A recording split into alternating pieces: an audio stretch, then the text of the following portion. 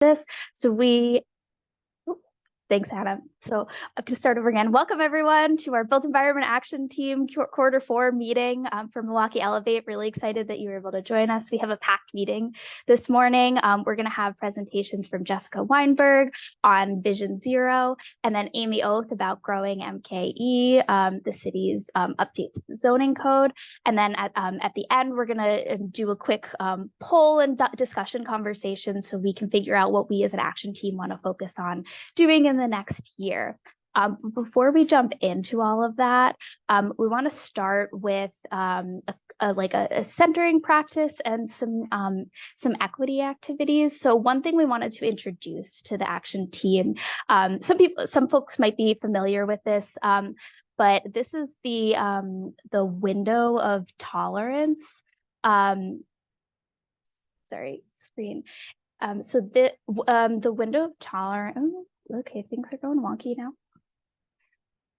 Give me 1 second. Let's see. Here we go.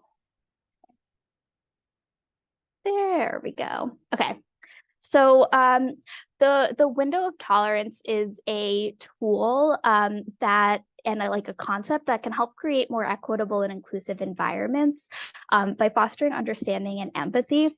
So this is like a tool to understand your own emotional state and where you're starting at coming into this meeting today. So when people are aware of the impact of stress on themselves and others, they can approach difficult conversations with greater sensitivity.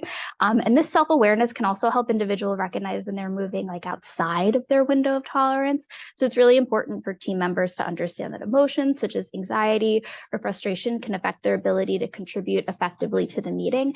And we recognize that people bring in all different sorts of experiences and different baseline levels with them whenever we're coming together. And so this is a tool so you can be kind of in 3 different states. So the middle here is about your comfort zone where you're feeling emotionally regulated, calm, cool, collected, and you're feeling pretty regulated in your emotional state. If you are above that in a hyper aroused, this could be kind of your flight or flight response where you're feeling anxiety, overwhelmed, really chaotic, that you just have a lot of tension coming into the meeting. Or you could be hypo-aroused, which is shows up more as disconnected or a lack of emotions or feelings, and you not fully present in the meeting today. And so people exist at any given moment at all states of this spectrum. So we just wanted to give folks an opportunity to look at this and think about and consider where they're feeling today. And if you feel inclined, you can, at the top of your screen, there should be a green bar that says Amanda is screen sharing. And if you go towards the top of it, a bar, you should see an option for annotate come across the top. And then that pulls up another toolbar on the side. So you can add there's a stamp feature. You might see a check mark there, but then you can change that to be a star, a heart, a question mark, all kinds of things. You can just use that to place where you're feeling right now on this spectrum.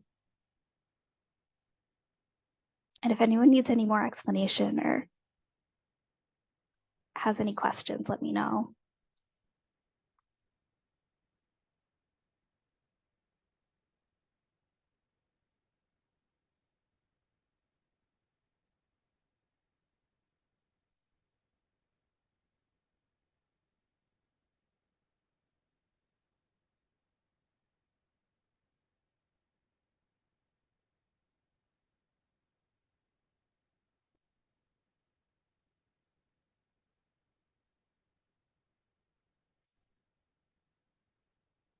Even if you can't take the stamp, just take a second to think about and reflect for your own on where you're feeling today.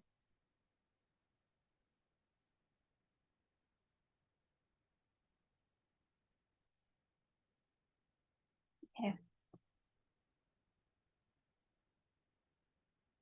Excellent. I'm gonna move on. So thanks so much, everyone, for sharing. I see we have folks at all different levels of the spectrum. And so what we're going to do now before we jump into the content of the meeting is we're going to do a quick like meditation and guided breathing exercise to give some of us a chance to come back into that center.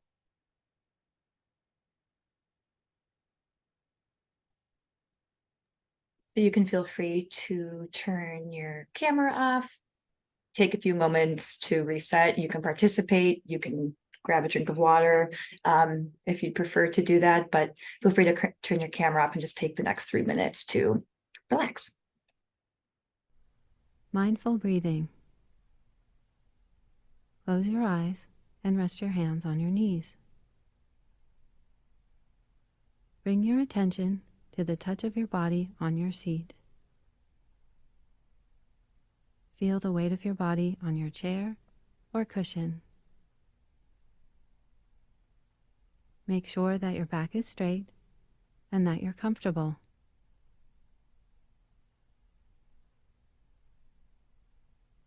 Take a few deep breaths. While you're breathing deeply, relax your shoulders, your stomach muscles, the muscles in your face, your hands, and your legs. Let go of all the tightness in your body.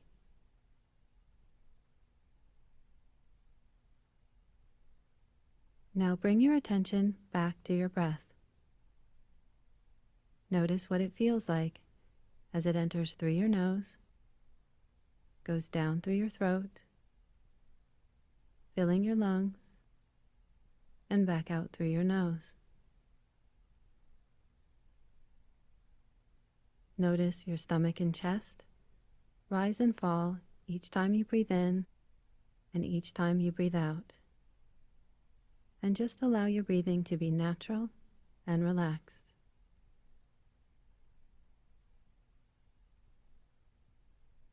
Now bring your attention to the feeling of your breath in your nose.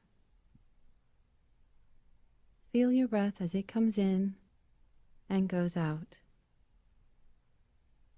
Just focus on this sensation, paying attention to each time you breathe in and each time you breathe out. As you inhale, maybe your breath feels cool. And as you exhale, maybe it feels a little warmer.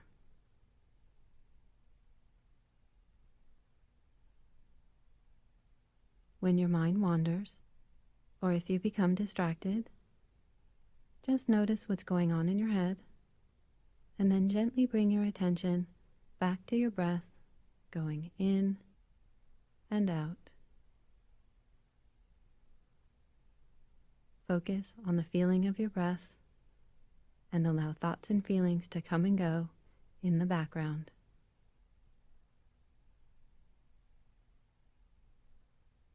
Now gently bring your attention back to the touch of your body on your seat and open your eyes.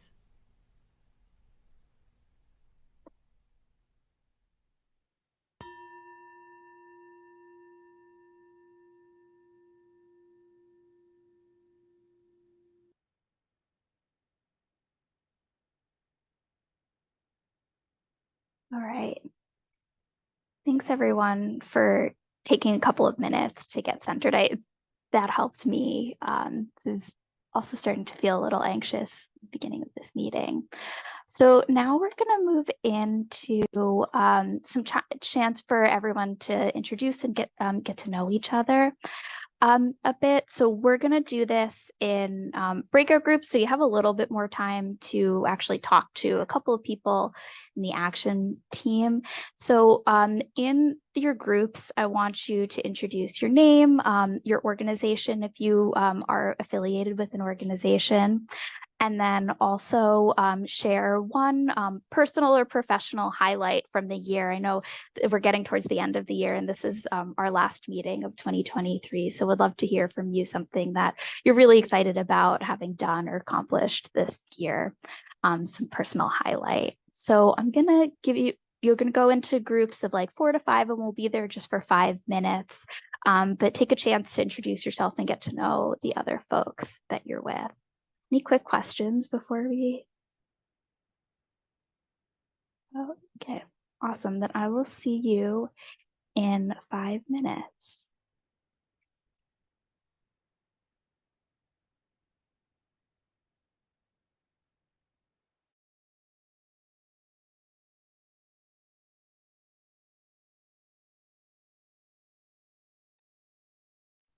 Hi, Good morning. how are you all today? Morning. Hi, I'm doing good. good. I like your background. Thank you. That's so fun. Just for this week, and then next week I gotta put a new one for Thanksgiving. I love it. Um, I can go first. I know I introduced myself earlier, but I'm Hannah Tracer, a public health strategist at the City of Milwaukee Health Department. And so my focus being food systems, broadly access to food. And it's hard to pick one. I'm sure we all have a lot of like work and personal accomplishments, but one that's coming to mind is Data You Can Use had their day-to-day last month, and the Milwaukee Food Council, we submitted an application for a data dream, and we received the award. So we'll be able, which means we'll be able to work really closely with Data You Can Use to help us with an ecosystem map that we're developing with the UWM fellow. So essentially mapping out the food system, all the different actors, assets, who's connected, who's not, and essentially I think they'll be helping us define our scope a little bit, and kind of help us define exactly what we want to do. We've started creating this map, but it's a bit overwhelming. There's a lot going on in the food system, and I'm sure in every space. I mean, even to map the built environment, I think would be really helpful for partners and for people. So helping us define our scope, but then also making sure the map is accessible for those who work in different organizations and work in the food system, but also for people who don't and want to be involved, and residents that want to be involved. So making sure that it's accessible for everyone too. I can go next. Crystal Landeros. I am the coordinator of community health for the greater Milwaukee area with Aurora Healthcare. So I provide support to the 4 area hospitals for the CHNA, their CHIS or CHIP, and CB related work, in addition to being sort of boots on the ground to lead health initiatives within the community to address social determinants of health. So I would say a personal but sort of professional accomplishment. I recently submitted my application to the Medical College of Wisconsin Dr. PH program. So I'm super excited about that, and I should have a response by Christmas. So I'm hoping that I get in. Thank you. Amazing. Appreciate that. And then on related to my work, we are successfully in the middle of our second cohort of our new Heart and Soul initiative, which is an initiative we created along with our Faith and Health Department. And it relates really providing education and support to individuals to prevent hypertension or to prevent complications from hypertension. So it's addressing all of those things related to hypertension to help them reduce their stress and in turn reduce their blood pressure levels. And so it's a mix of health recommendations with faith recommendations, because there have been public health studies that show that faith practices such as reading scripture, breathing, prayer, that kind of stuff has actually a positive impact on our health and helps decrease stress, which in turn reduces our blood pressure. So I'm super excited to be doing that. We have currently almost 40 participants in that group, so it's exciting. That's amazing. Thanks so much for sharing. Kim or Michael, would you like to go? Sure, I can go next. Can everyone hear me? I have an earbud. Okay. I never use these things, so I never know. Hi, everyone. I'm Kim Abel. I work at the American Cancer Society. I am a program manager with our COES grant, our COES Healthy Families program. Something that I'd like to highlight is this past year, we were able to grant out to 12 organizations $30,000 each to work on healthy eating and active living initiatives. So 8 of those organizations were more focused on cancer prevention, so how healthy eating and active living can help reduce their cancer risk. And then 4 grantees received that in the cancer survivorship space. So how those modifiable behaviors can help their quality of life and help prevent cancer recurrence, or maybe even developing a second form of cancer. This past Tuesday, we had a mid-grant learning collaborative where I brought all 12 grantees together for them where they were able to share about what they were doing and all of the amazing work that they're doing. And then we also had a sustainability workshop. So it was just so nice to all be together in one room. Amazing. And not to rush you, Michael, but in the next 40 seconds. Right? I can be quick. Okay. Michael with the Wisconsin Bike Fed. I run our Safe Routes to School programs in partnership with the FI department, and work closely with multimodal at the city. And I guess our big accomplishment was our 4th round of youth-led infrastructure improvements, this time at Our Avenue. They vote on Friday. Yay. And I'm really excited. I feel like we really have refined this, and now it's time to find funding and scale it up so we can do this at all the MPS schools in the next few years. So exciting. Sorry that you had to rush, but that is very, very exciting. Good elevator speech. Yeah, right. That was good. Well, I'll see you all in the larger group. Thanks for Quickly going. We're back. Really quickly gonna share just an overview of the Built Environment Action Team to remind you all. So Milwaukee Elevate, the overarching priorities are around racism and health equity, with goal to increase household income, raise the life expectancy and quality of life, and increase civic engagement and knowledge. And we have 3 action teams. So you're here today for the Healthy Built Environment, but there are also action teams around safe and supportive communities and maternal and child health. And then this action team around the Healthy Built Environment is really focused on our 3 goals: to support home ownership and improve housing conditions, reduce food injustice through community-based intervention, relationship building, and equitable practice, and increase transportation options and make recreational spaces accessible to all in Milwaukee. So if you're interested in doing those things, you're in the right place. And so we're going to kick us off with a presentation from one of our implementation partners, Jessica Weinberg, who's the city's Vision Zero policy director. And this is going to be a mix of a polling question conversation, and also she's hoping to get some feedback from us on how this can be presented in the future. So she will kick us off with that activity. Welcome, Jessica.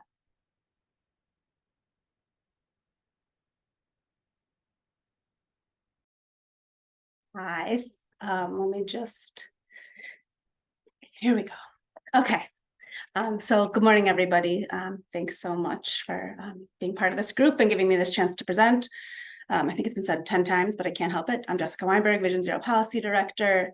And for people who don't know, Vision Zero is this concept that we should not have any traffic deaths or serious injuries on our roadways.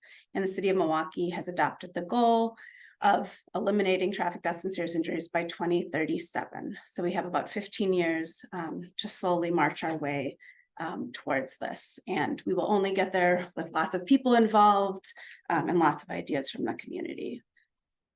I think, except for the person who's new from Arizona, if you live and work in Milwaukee, I think you understand that we have a serious traffic crash problem with lots of injuries and deaths.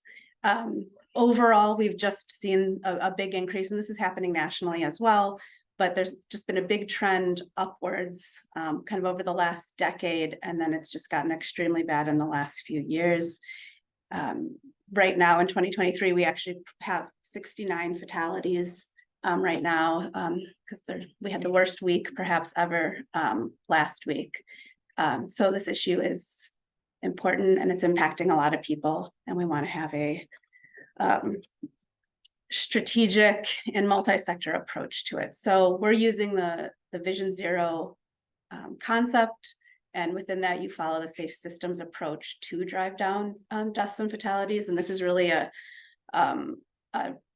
big change in kind of traffic engineering and transportation safety. And so we're looking through a different lens, and some of those lenses that we use are for sure crash, not accident. None of these things are accidental. These crashes are preventable, and we can take proven countermeasures to help prevent these from happening in the future. So that's kind of an underlying idea. But we look at safer people, safer vehicles, safer speeds, safer roads, and improvements to post-crash care to get us towards zero fatalities. Some concepts that are really important to Vision Zero are that deaths and serious injuries are unacceptable. Humans will make mistakes. The human body is very vulnerable. Responsibility for traffic safety is shared. We can't just point fingers or think it's one group or organization's job to take care of it, or individual. It's really a collective. And safety is proactive. And then we need a system with lots of redundancy. We need multiple layers of protection, which I think is something we all kind of learned in the pandemic, that you want to have a vaccine and a mask and social distancing. And together, those things really drive the changes we want to see. And I am going super fast, I apologize, but I want to get you into the meat of today. So I'm giving an overview of what Vision Zero is, and then I would like everybody to help review a Mentimeter poll that's in kind of a draft stage right now to see how effective they think it is, and if you have suggestions for how to improve it and ideas for where it could be delivered to get more community input in this project. Overall, Vision Zero is kind of a public health approach to traffic safety. And one of the key things is understanding like the underlying cause of the negative things that we're seeing. And really it's speed. Speed is the thing that hurts and kills people, and we need to limit speed. So this is a good statistical overview of why that's so important. And I hope people will think about their own behaviors as well, about considering driving slower. And the city of Milwaukee is really working to design streets that push people to drive these safer speeds, where if somebody outside of a car is hit, their chance of dying can be much lower. So that's a very quick overview of Vision Zero, and please be in touch if you want to know more. I'm happy to have a slower conversation with anybody. But right now we're trying to develop a Vision Zero plan, and we want to have robust community input. So that's where you guys are really helpful today in helping to review a survey tool that we're hoping to use. All these other things we're hoping to do in 2024. Sorry, I'm jumping ahead a year already. But everyone is welcome to get involved. We need your ideas and support if you want to participate. So in the planning process that we're starting, I just want to kind of outline some of the different tools that we'll be using for public input.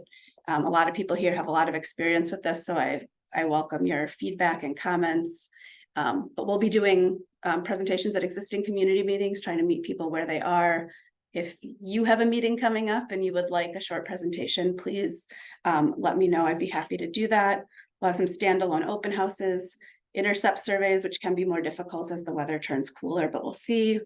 And then we're going to make sure to kind of limit our virtual only options, as from past experience, I've seen that just skews demographics to be not so representative of the city, and we really want to make sure that we are. A community advisory committee is forming. Thank you to anyone on this call who's already applied to be on that. If anyone's interested, let me know. And then I want to say that there's a real tension, I think, right now in transportation safety in the city and Vision Zero. We have such an acute problem, and people have been talking about it for a long time, and they really want to see action. And many areas of the city and our partners are doing really great work. And some people are saying, just do the work, do the projects. And other people are saying, no, let's listen to the community. Let's hear more ideas. So I'm trying to let both things be possible and both things inform each other. And one of the ways I think that can be achieved is by having a very open, ongoing planning process. So there will be some sort of, ongoing public feedback. I think forever, for the next 15 years, it's not like there's only feedback now, and then in 5 years when we update the plan, I think it's just going to be continual and continually feeding into updates in the plan. as well as very likely a more formal annual check-in and some updates. So I hope people, the goal is really to get a plan. We've heard a lot from people in the past. How do we put that together? How do we check in with the community about if this is working? If these ideas are the right ideas, what would they like to see? And then how do we have a process where people can continually share their feedback? And that's our end goal. So I think with that, I'll switch to the activity, which is this Mentimeter poll. So I would love everybody to actually take this Mentimeter poll. And then we'll be breaking into groups to give feedback on it, on how, if you think it's effective for gathering some community input. So please do go to Menti, and if you have, so hopefully you have your cell phone near you, and you can go to menti.com and enter the code 77214017.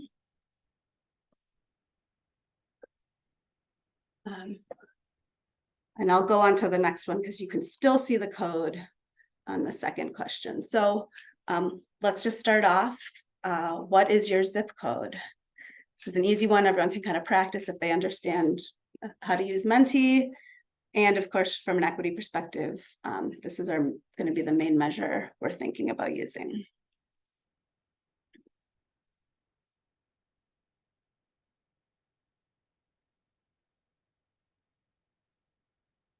Yeah, and that's great. People put in, you can put in another, you can put in Milwaukee if you don't want to reveal it. That's all good. All right. So thanks. I think everybody replied. I'd like to start with like a thought experiment. Just what is a street in Milwaukee that you feel safe on?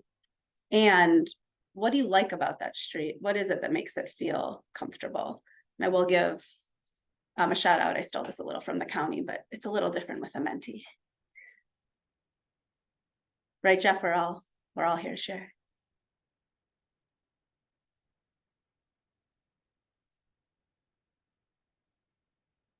Oh, I think that's a Chicago transplant. Yeah, I got some Lake Drive, Edgewood. Ooh, a street where you have to negotiate with other people. It's not all just laid out. Narrow, Cold Spring. So people are liking large sidewalks, narrow streets, no cross traffic, protected sidewalks, Fleet sometimes. That's a good one. Yeah, so I love watching this change. I'm still kind of learning. So yeah, people definitely like Lake Drive and bike lanes, and then there's a lot of spread in other streets and places.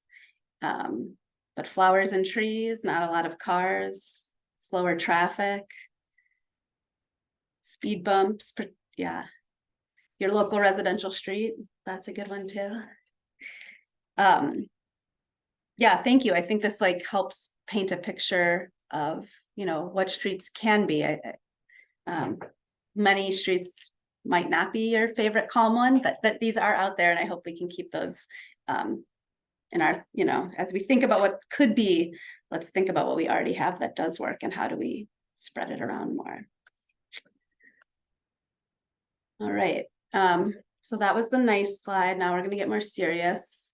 Has anyone you know been seriously impacted by traffic crashes? And has it been you, a family member, a friend, an acquaintance, or no one you know personally? And you should be able to select multiple choices here. If sadly, you know, there's been lots of impact.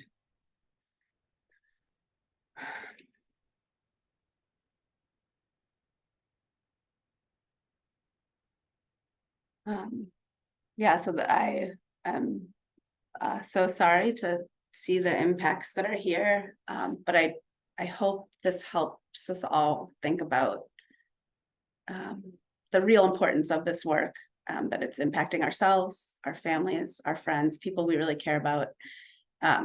And it's hard for me to tell if everybody who is on the call actually put something up here, but I mean, you can just see so many people are impacted. And I hope that when we think about changes we might have to make, that might make our travel a little more slow, or we might perceive it as an inconvenience, that we also think about it's these people that we're trying to protect. Is there like another way our traffic safety problem has impacted you? Or is there anything you've changed in your life? Are you doing anything different? Or you talked in the beginning of the call, are you feeling anxious? You know, yeah, if anyone has any other impacts that they'd like to share, right? Do you avoid walking places? Going out less?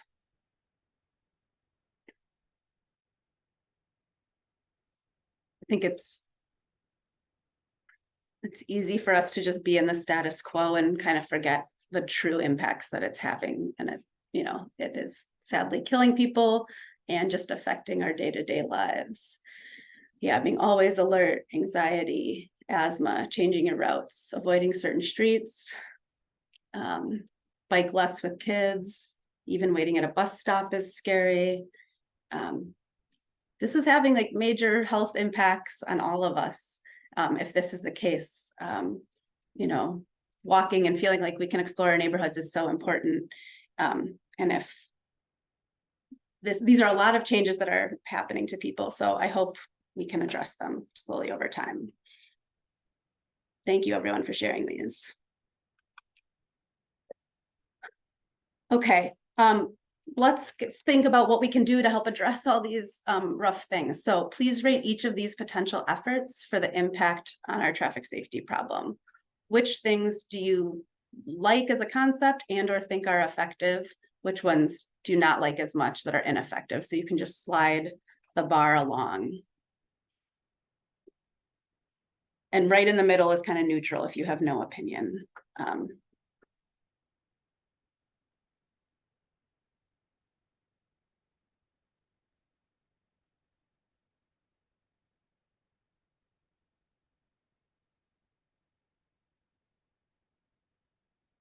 All right, we have improving alternatives to driving and design streets for safety over speed as our top items. And we'll see how the horse race goes with everything bouncing around. I appreciate it as people get through the options.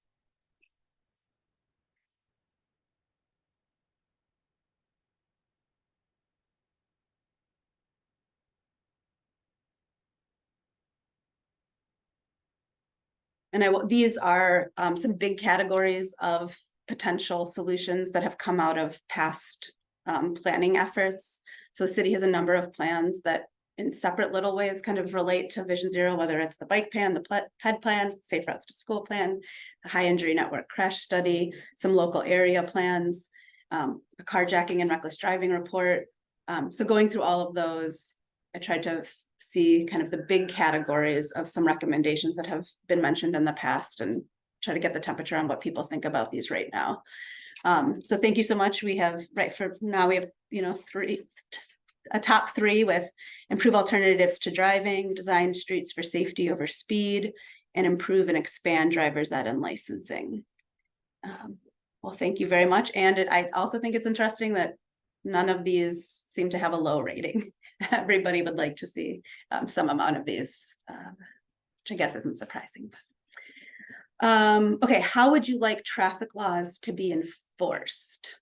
And there's a wide range of options here because I really want to get the philosophical range that people might have. So we could design streets to discourage speeding, self-enforcing, you really don't need police. Use traditional traffic tickets, use camera-based traffic tickets, towing and impounding, or equitably with reforms to decriminalize poverty and ensure equity. It says equity in the beginning, so I hope that comes across. And I think this is like a big area of debate in our community of what is the role of police in traffic enforcement. So I hope if we had more time, we would dive into this, and perhaps in the breakout groups, you know, people, if they want, could share on this. And do these choices explain the the breadth of people's ideas on this topic. All right, yeah. You can see people want things to be equitable and make sure we decriminalize poverty, and then design streets to be to discourage speeding and be self-enforcing. So this seems definitely like limiting the role of police. Okay, let's move on because time is short. Do you have any other ideas or questions? And again, this, might be for a more general audience too. Just, is there something we're missing? Something you want to share, a question you have? And I think the anonymity of Menti can be helpful sometimes. You might ask or share something that you might not want to raise your hand for. But it's okay if no one has anything. I'll wait just like 10 more seconds.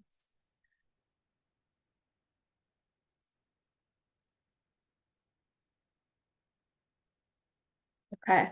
What are people's thoughts on traffic calming changes that they've seen near them? I think traffic calming and some DPW efforts are touching just about every neighborhood. And I'm very curious, what are your thoughts on what you've been interacting with in your neighborhood?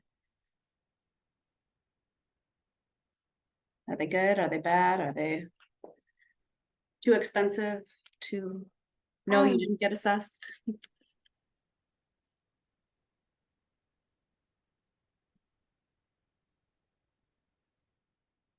Ugly but effective. That's an interesting one. Yeah, can we make these more beautiful? And that's a good question. Love it, none of my area. Speed humps have helped slow traffic. Can't wait for national. Yeah. What are the results? It's a good question.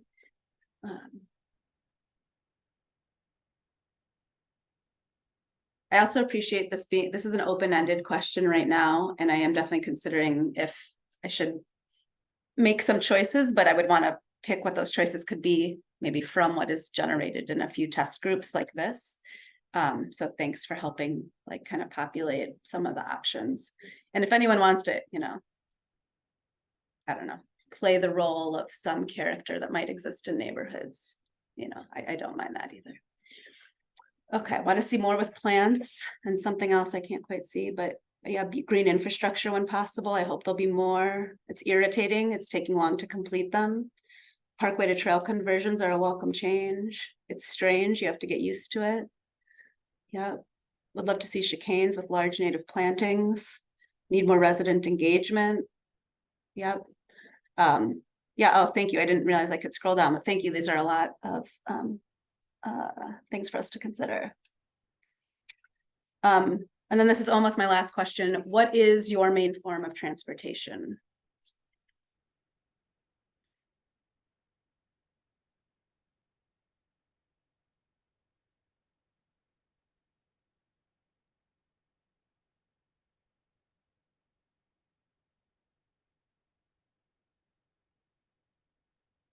And yeah.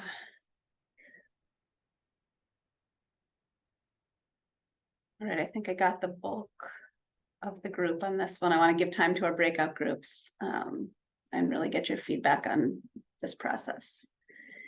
And I most of us drive, and that's fine. There's no judgment in this. And we want to make sure that we're not kind of over focusing on any one mode. And if us as people who drive say we wish we had other modes, can we create that environment where that can happen? I need to think about what I'm going to say on that slide a little more, I think. Would you walk or bike more if it was safer? Here's a simple one. Most of us are driving now, but is that what we want to be doing? Yes, 100%. I should just go to the next thing. No, just.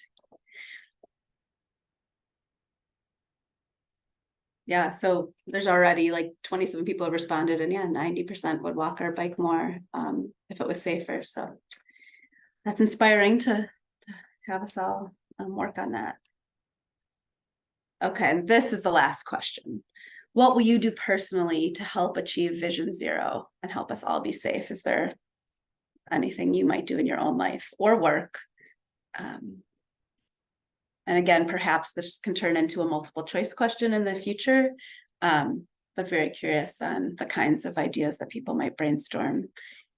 Lots of options, you know, will you attend a meeting, join a committee, talk to elected officials, talk to your neighbors, slow down yourself, practice, be a pace car. Yeah, these are wonderful options. Follow the speed limit. Spread the word, organize, keep learning. Yeah, thank you all so much. So that was the last slide. So I think now I turn it over to Amanda to put us into breakout rooms to kind of review, you know, what did you think about this Menti process? Do you think it would be helpful in community meetings? And then, yeah, your feedback on, and just know there will be like more pictures and better design in the future, but feel free to comment on that too.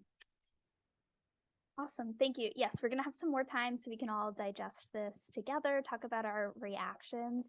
So we're going to go into 4 different breakout groups, and each one will have a facilitator that'll help guide us through this activity. Before we jump into those, are there any quick questions? All right, awesome. Then I will send you all off. I'll see some of the folks in room 3 soon.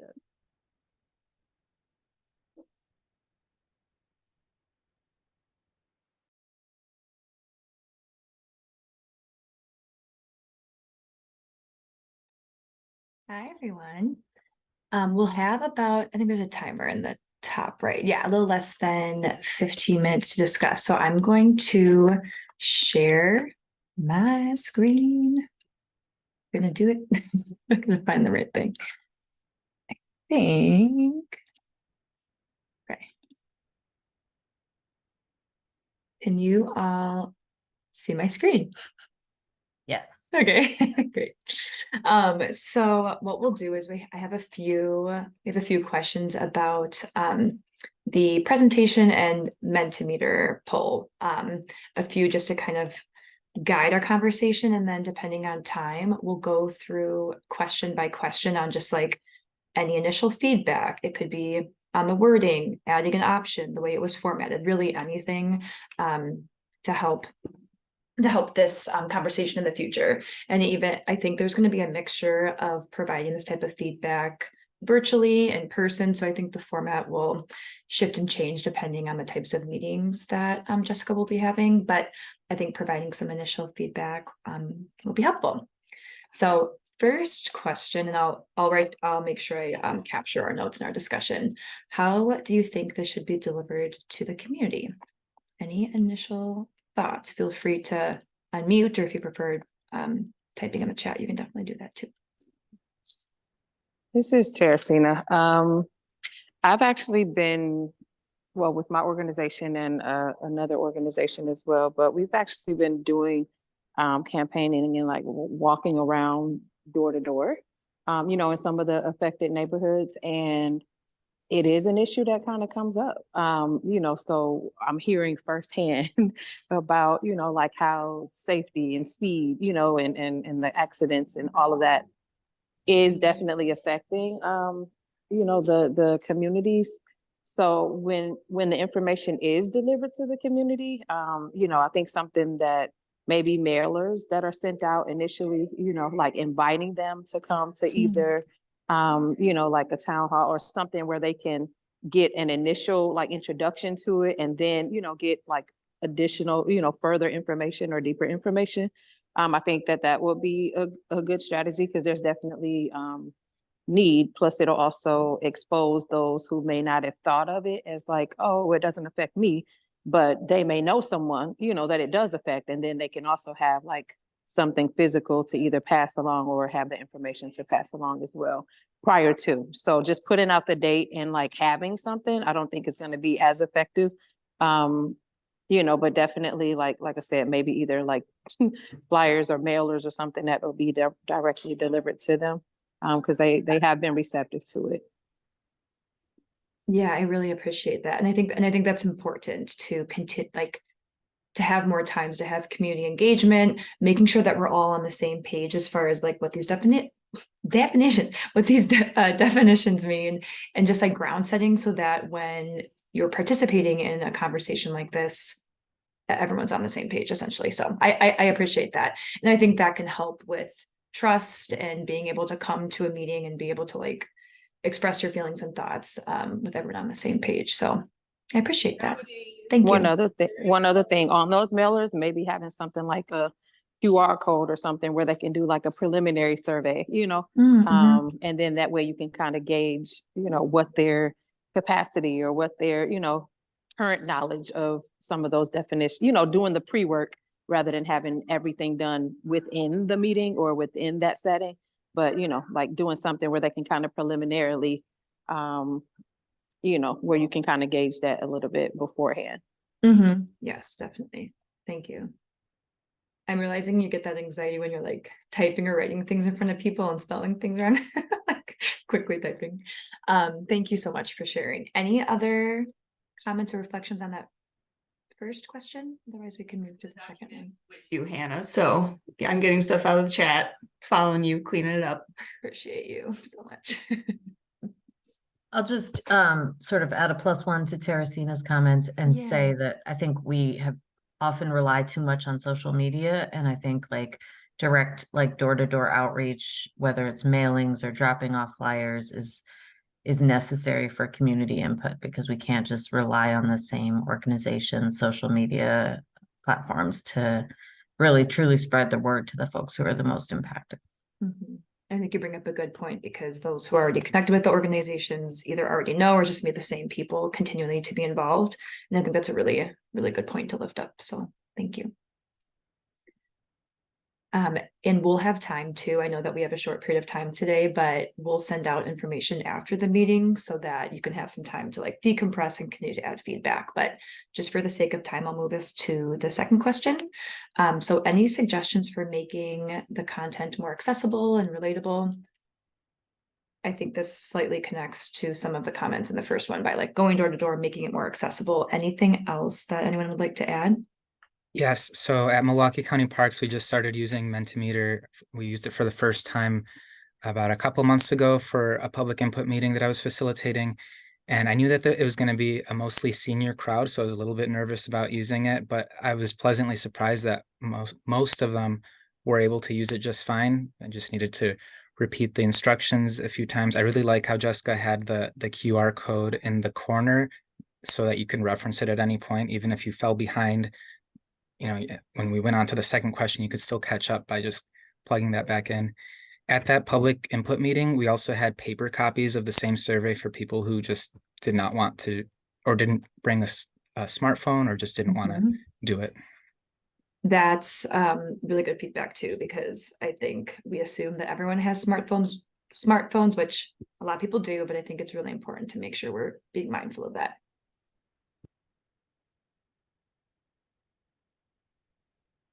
Any other comments on accessibility? And to translate it into any other languages, or go into any other neighborhoods where that would be necessary. That might be, I don't know how difficult it is to make multiple versions that can all like feed into the same results. So maybe paper copies would be easier, because then you can just enter it yourself into the same one, but bringing it to the neighborhoods where more immigrants live, refugees live, see what their thoughts on it is. Thanks, Melissa. That's really important. Okay, and then any reflections on how this activity worked virtually? Liked it, didn't like it? Any recommendations for other virtual meetings that they might be conducting? I think whenever you use a tool like this and you deliver it out in time, it's always a great educational tool. And so it makes it definitely, you can internalize it, but then you can also see, how others are. I think that's very impactful from a messaging perspective, I guess, is what I'm trying to say. It also shows transparency in case there's a distrust of any group. Yeah, I agree. And I think to both of your points too, it's really nice. Like we all have our individual experiences, but then being able to see how these different questions and situations affect others, and getting that like well-rounded view of each like situation is really helpful. And I think even like seeing some of those words or things pop up, it like helps you think of maybe a situation you hadn't thought of that comes. I think it's like really nice when that stuff is like populating right in front of you.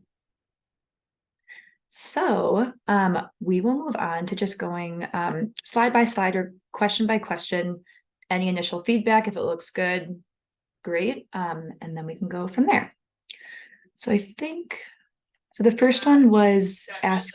6 minutes, so if we Thank want to you. keep it moving, and feel free to put stuff in the chat. I will make sure to read that and get everything copied over, so you don't have to worry about missing your comments. Bless your soul. Thank you, Melissa. So first one was about zip code. Any feedback there? I think it's really important to have a good softball question as the first question, so I liked it. Okay, right. Good. The ground setting. Okay.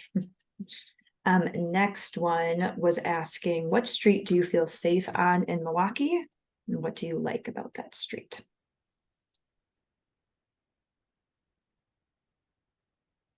Felt like it should be, those two questions should be separate. Just for the word cloud effect, if nothing else, you can focus it on the streets and then what makes a street feel safe. The word, yeah.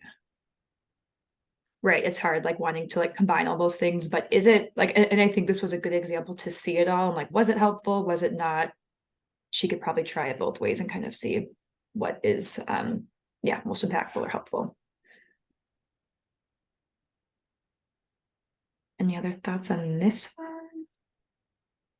Okay, I'll move on. Thanks for looking at the chat, Melissa. Okay. Next one was asking if anyone, you know, has been seriously impacted by traffic crashes.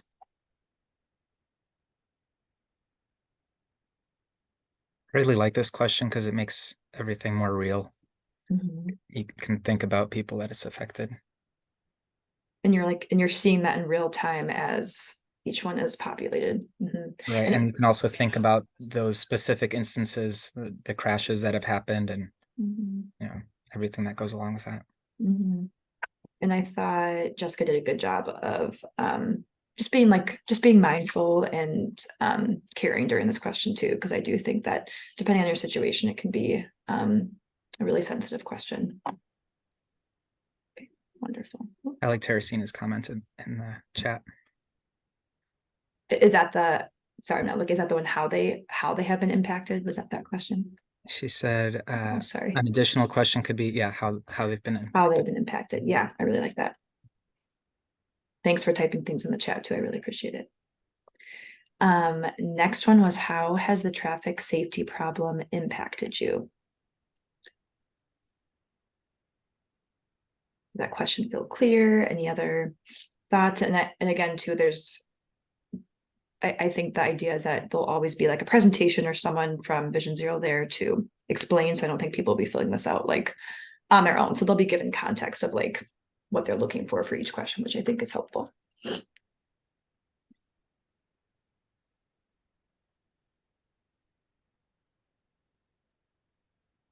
I thought that was a good question, but I did feel like we went through it kind of quickly. So maybe just like another 30 seconds to answer it. Yeah.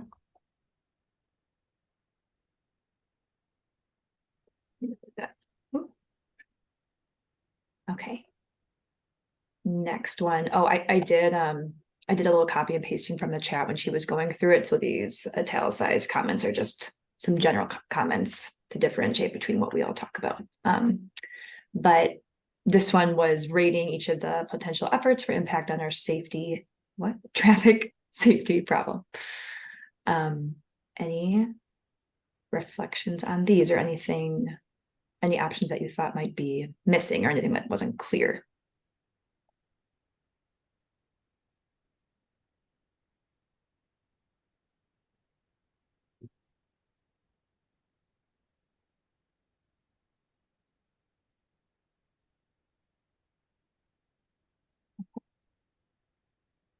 We have a little over a minute left, so please continue to share any thoughts in the chat, but I'll move on to the next question too.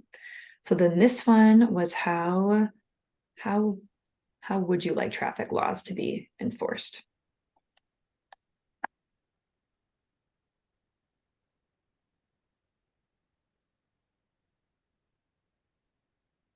Any other options here that you can think of that were not listed, or anything that felt confusing? Maybe education, is that in there? Like No, it's not. Yeah, something around education. right, safe routes to school or driver's training. Mhm. Thank you for adding that. Okay. And I'm recognizing we won't get through all these, but we'll get to the next one in the last 30 seconds. The next one was, what do you think about traffic calming changes near you?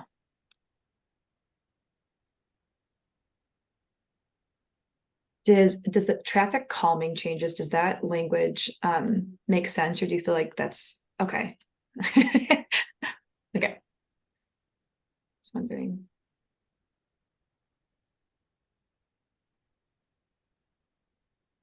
Okay, well, it looks like we'll be going back to the larger group. We'll definitely send this all to you all so that you have time to reflect on more if you would like, but I really appreciate your time and your reflections.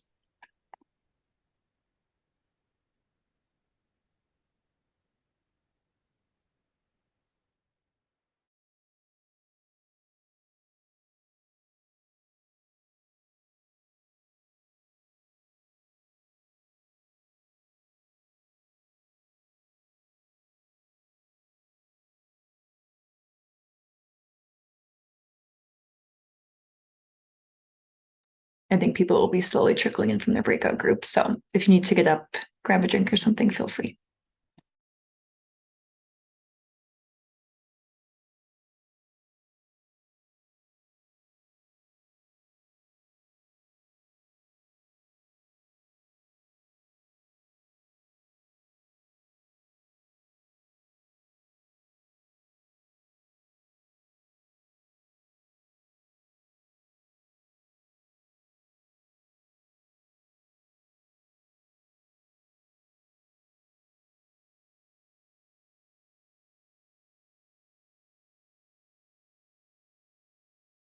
All right, welcome back. Thanks, everyone. I hope you had a good, thoughtful conversation. Look forward to reviewing some of the notes. We're going to move on to Amy's presentation in a second, but just quickly, Jessica, did you have any final thoughts or any final questions about Vision Zero? Oh, just thank you so much. I really appreciate people taking the time to go through this and then give feedback. I really look forward to it. Awesome. Oh, and I did want to plug one final thing. Jessica's looking to give this presentation to other groups. So if you have community groups in mind or other folks that you think would be great participants or would benefit from having a presentation on Vision Zero, please reach out to me or Jessica. I think you can put your email in the chat and then I'll share it out with folks afterwards, but keep that in mind. And with that, we're going to transition over to, and I'm going to welcome Amy Oath, who's a senior planner with DCD, and she'll probably try to introduce herself too, but she's going to be talking to us about growing MKE. So welcome, Amy. Hi, can you all see the presentation? Yes. Okay, cool. It worked. It's hard to mostly like the red outline. Anyway, hi, I'm Amy Oath, Department of City Development. I am managing the Growing MKE project, but I am by far not the only member of our team. This is a big undertaking. I see a lot of familiar names and spaces, so some of you I know are familiar with this, but for those that aren't, I'll give a brief overview. I have a bunch of slides. We'll see what we get through, and you can interrupt me with some questions in the chat and whatnot as we go to. So we launched this project about back end of June, and we're about 30% of the way there. So if you're just hearing about it now, you're great timing too. But we are amending the citywide policy plan. This is the first citywide initiative that we've taken on to this level in quite some time.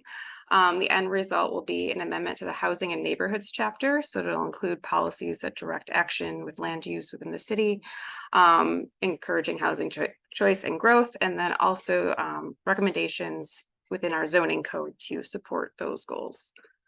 And So for those that are not familiar, we have a citywide plan that is composed of a citywide policy plan, also 14 comprehensive area plans and amendments.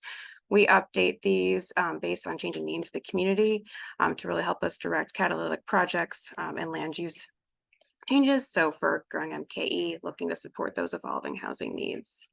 But we're not starting from scratch. We already have some great policies within our plan and regulations within our zoning code to support walkable neighborhoods, mixed use housing and development, and housing choice. We're advancing recommendations and city goals to really look at how housing choice and diversity can help support economic development and growth within the city. We're advancing recommendations from the climate equity plan that was adopted this year. Advancing recommendations also from Milwaukee's collectible affordable housing strategic plan, which recommended looking at the zoning code to make sure we're not putting up barriers for housing choice. Also advancing recommendations from the transit oriented development plan as well. So there's a lot of planning that has gone in, and we're really trying to bring it all together, bringing the best from all of our different plans and putting it into one area that kind of encompasses then those goals for the city overall. So planning process wise, we did some outreach this summer and early fall to kind of check in with the community, ask that question, how is Milwaukee going to choose to grow? This is what we've talked about in the past, what's missing, kind of continuing those questions, but now we're going to be bringing out, and have started bringing out, you'll see a few today, draft recommendations for what might go into that plan amendment. So we've got some ideas to bring forward to the community and see what people think. And then we'll use that feedback, and this winter when it's all cold and stuff, we will work on drafting the actual plan amendment. And then late spring, early summer, we'll bring forward a draft plan for public review and comment before we take it to Common Council for hopeful adoption. And then after all of that, we'll be looking at actual updates to the zoning code. So it's very much a collaborative process with the Department of City Development leading it. We've had support from a zoning analysis consultant, so they're a national team that is familiar with it, just try to figure out where we have barriers to growth and choice, and then support from an engagement consultant to help us expand our outreach. Support from a community advisory committee of a bunch of different representatives from neighborhoods across the city, a technical advisory committee of developers, designers, and just housing experts. And then an internal team of City of Milwaukee technical staff advisors from our own planning team, but then also departments such as the health department. So that part one engagement included, we had 12 different office library hours where people could stop by and chat with us, open houses, pop-ups, senior center pop-ups as well, and then focus groups. We won a community challenge grant from AARP, so it's really helped us reach the senior population, which we definitely have growing housing needs for that population in particular, and then engaged with folks online with an online survey as well. So what we've really heard overall is that people want greater housing diversity. They want safe, walkable neighborhoods. They want great building design, you know, that is environmentally friendly and safe. Really looking at how to grow Milwaukee in a resilient way, understanding the tie between growth and like the financial success also of our city. So from all of that, we've developed these 4 overarching goals. So housing choice and equity, everyone has a healthy, stable housing that they can afford, connectivity. Milwaukee is a vibrant city of vibrant neighborhoods with amenities that can be reached by foot, bike, or transit, very much in line with the Vision Zero conversation today. Economic development, Milwaukee is an economically resilient city, and climate and resiliency, Milwaukee's housing stock is resilient, and new development helps reduce our carbon footprint through building, design, and location. So I have said the word zoning a lot, and you might be wondering why we're talking about it. Go forward. There we go. All right. So zoning has been around for about 100 years. Milwaukee adopted its first zoning code kind of in between 1920 and 1922.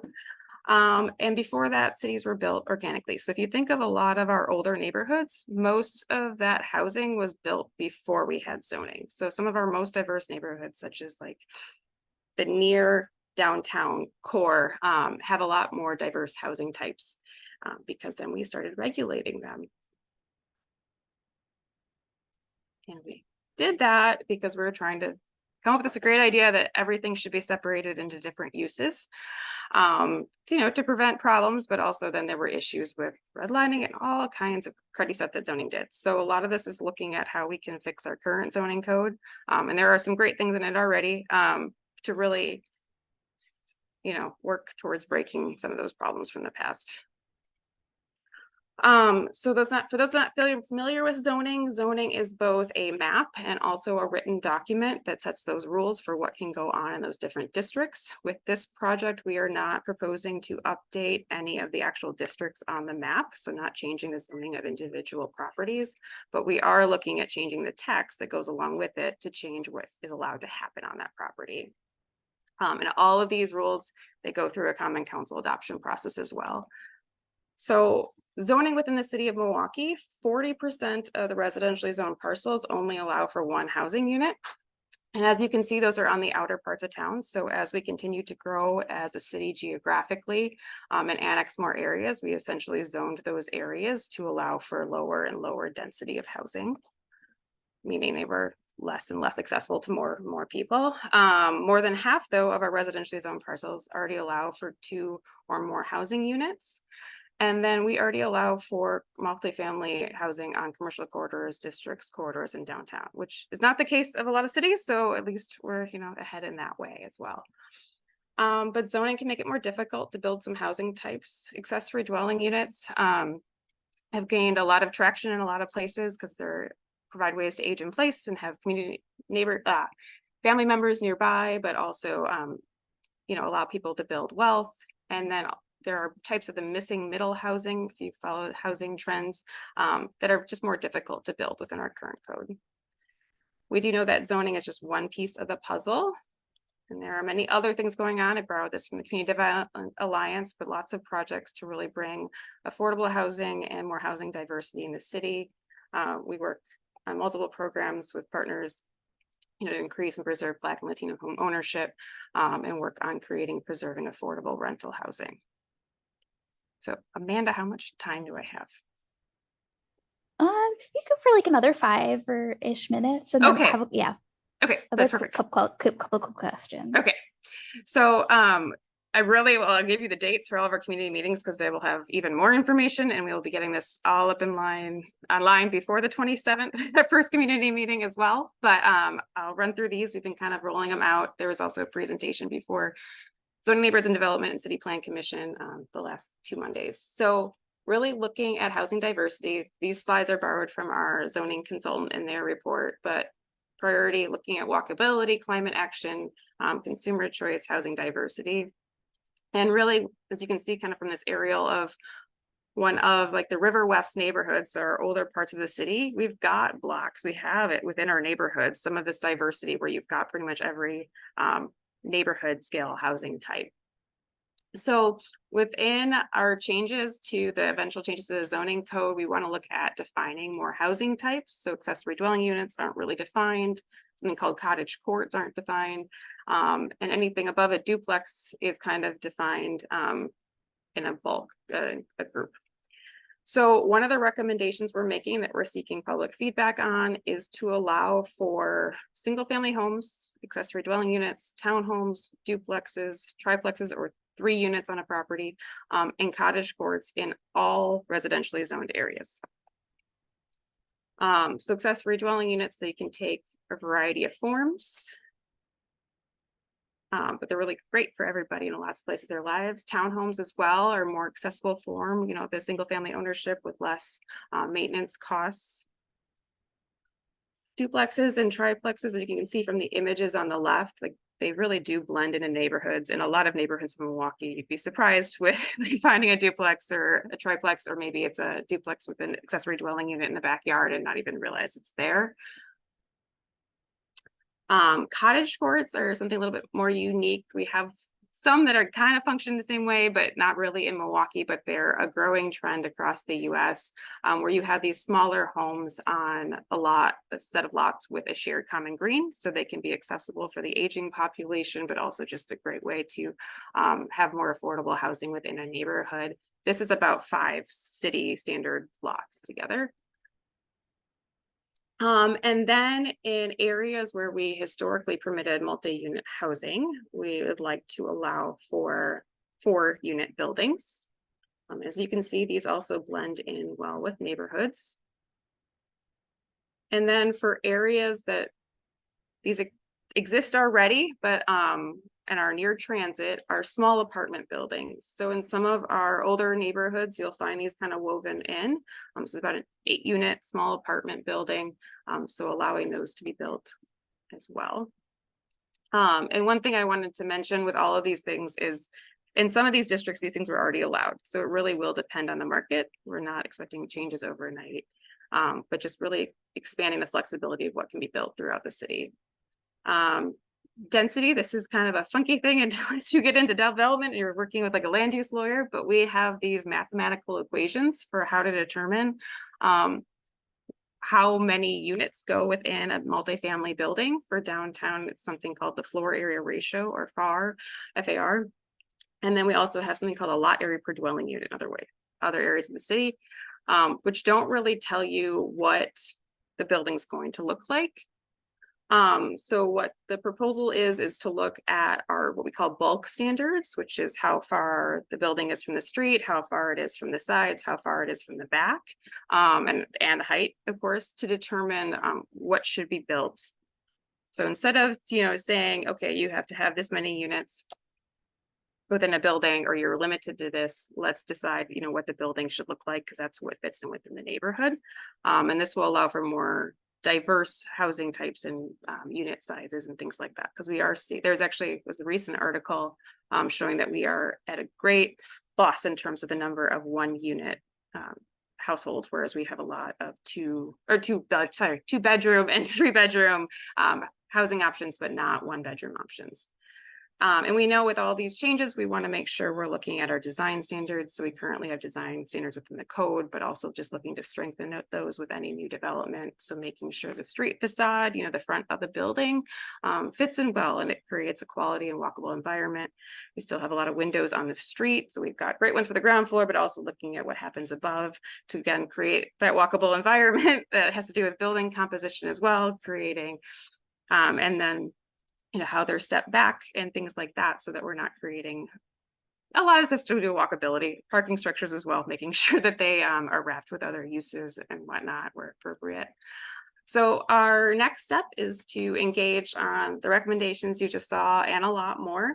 We'll be going back and doing office hours at libraries. I should have those posted on the website in the next couple of days.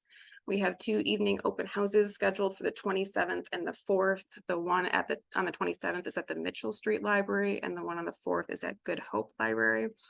We'll also have a virtual lunch meeting, and we're looking for pop-ups to do at different places around the city. It's getting a little bit more challenging this time of year, and leading a few more focus groups, but we'll also have a way to engage online on our interactive website. And then in the previous round, we had these static standing boards at every library that gave information, and we're doing that with this round as well. So people can interact when they're at the library, and those will be going out over the next few days. Actually, might be a few out right now. And yeah, so if you're not already signed up for the email list, please do go to the website and sign up, and I can take any questions that we have time for, or you can follow up with me later if you want to. Yeah, I'll share all of that information in our follow-up email. Does anyone have any quick questions or thoughts? I know there's one quickly in the chat about what about parking requirements? We are talking about that. I cut a bunch of stuff out of the presentation to try to fit it in, but we were basically looking to forward the discussion that was happening with the climate and equity plan to continue to look at parking requirements. We actually do have some of the lowest parking requirements now within the nation. So what we're seeing more with development is that developers are building more parking than we require. So we want to continue that conversation, but we also know it varies from areas of the city in terms of. And then I actually had a quick question, because we have a lot of people interested in food access in this group. Is this specifically about housing density? Is there any opportunity for zoning changes to increase access to food? So good question. So also we're, the recommendations for the zoning changes that will go into the chapter will be more focused on housing, but there's a lot of an update to all of our policy statements as well, which includes access to food. One thing that has come up is the ability to have more flexibility to allow for like home occupations and live work, but also corner stores, and kind of allowing those more into our residential districts, because as you look around, there's a lot of like former old historic buildings that were once stores, right, that have been converted into housing. And so there has been a desire that we've seen through outreach to bring that back. So ideally, giving more flexibility would allow for more food access. Awesome. Well, thanks so much for sharing this. I think it was really great to like learn about zoning and appreciate the presentation. We'll pass it back on to Hannah to kind of wrap us up with some Milwaukee Elevate updates and reminders. Amanda, I see Teresina has her hand raised. Oh, okay. Yeah, Teresina. Yeah, thank you. I Thanks just for had interrupting. one question regarding that. I guess what comes to my mind is, is there anything that you see or know or have heard of regarding zoning as far as like commercial properties, specifically for like minority owned, like community-based organizations that service the communities? I guess I'm thinking about like some of the vacant schools and, things like that. So are there any like creative or innovative thoughts or ideas as far as that when it comes to any of the zoning issues? Maybe we should follow up by email to understand more what the issues are, because that's a little bit separate, but I'd be happy to talk about anything in more depth too, because that gets in a whole nother can of worms at times. Does that work? Yes, thank you. Okay, cool.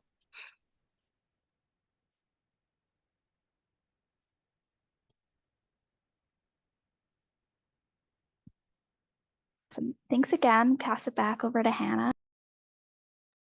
Yeah, thanks so much, Amy, and appreciate all of your questions. And you can continue to put questions in the chat and we'll make sure to capture those.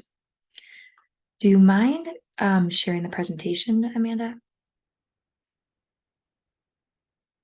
Thank you so much. So a few things that we wanted to go over, just a few updates and then action items that can help us lead into 2024. So first one being our co-chair selection process. So a few of you have expressed interest in being an action team co-chair. We wanted to make sure that everyone was aware of the opportunity before we add another co-chair to join myself, Amanda, and Mia in leading our built environment action team.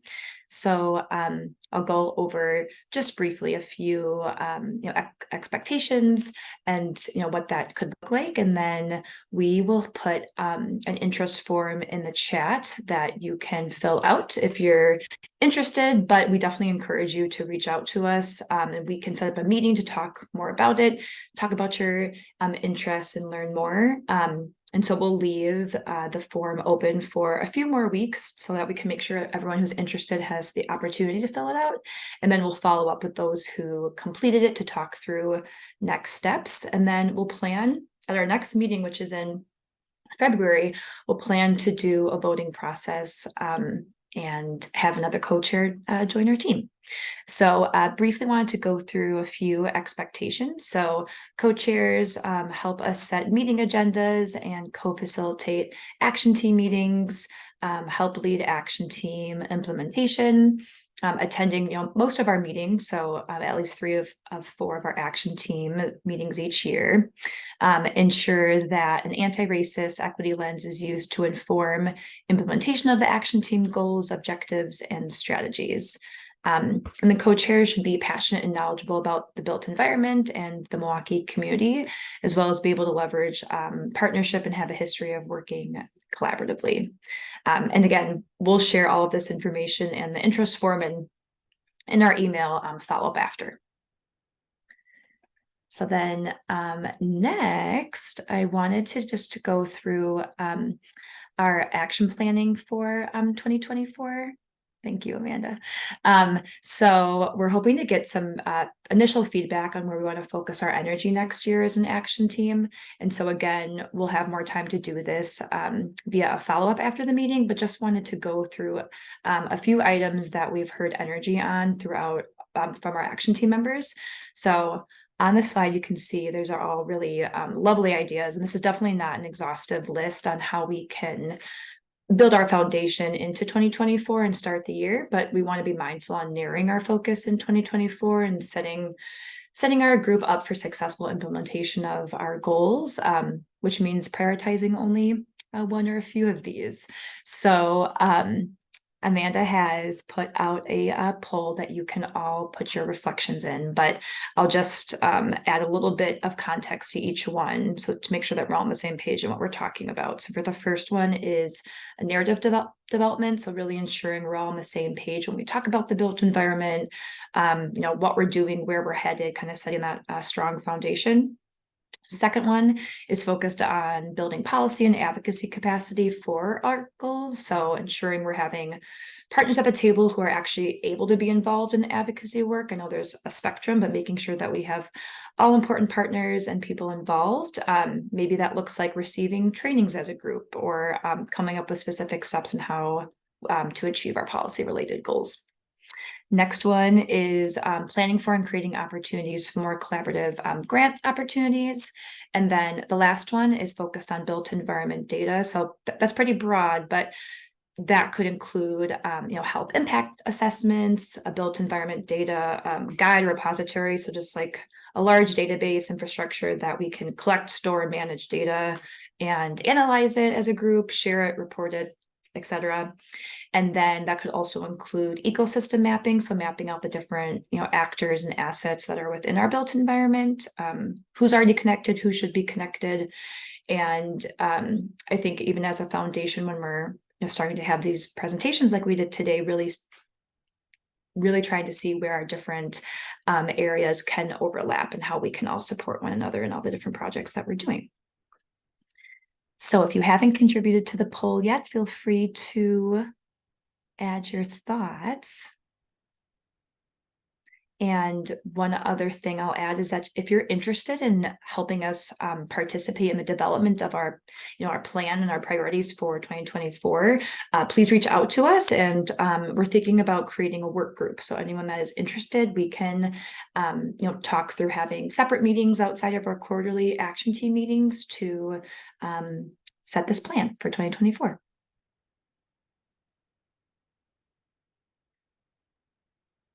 It looks like most of you have participated, so thank you so much for your feedback. Okay. I will share the results and then we'll send this out as a follow-up too, so you can either participate again, or if you didn't get a chance to participate, you'll be able to follow up there. Awesome. Thanks, Amanda. And I know that we only have a few minutes left, but we'll also be sharing a meeting evaluation after the meeting, and we'd all really appreciate your feedback. Included in that is asking if any of you would be interested in presenting at our next action team meeting, which is in February. And so we encourage you all to present the work that you're doing. If you're working on a plan or working on something similar to what Vision Zero is, we welcome that. We'd love to share feedback. And then lastly, we just wanted to promote and talk about our MK Elevate launch party.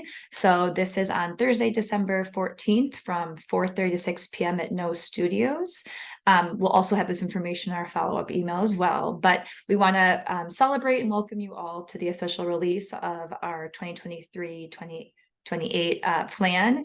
And it's going to be a really wonderful time to network and engage with people that are part of our group and a part of all the other action teams as well, if you haven't had an opportunity to get to be able to meet people from other action teams. And we'll also be providing food and mocktails, so we definitely would love you all to come. And that is all. So we just want to thank you all so much for your time today. We really are so thankful for our presenters and for all of your feedback in the breakout groups. We really appreciate you all, and we hope you have a lovely rest of your day. I just want to point out in the chat, I put a link to register for an Advocacy 101 training that Molly Collins from the Lung Association is going to be doing. It's Tuesday, December 5th from 10 to 11. Thank you so much, Annika. I appreciate that. Awesome. And I'm going to also share a couple of links. These will also be in a follow-up of just some general forms, the meeting evaluation, the launch party registration link, which I might have to redo. You can check those out. Please join us. So many things to share. Thanks again, And if everyone. you have, yeah, and let us know if you have any events you want us to promote as well. We're always looking for things to put in our newsletter and share.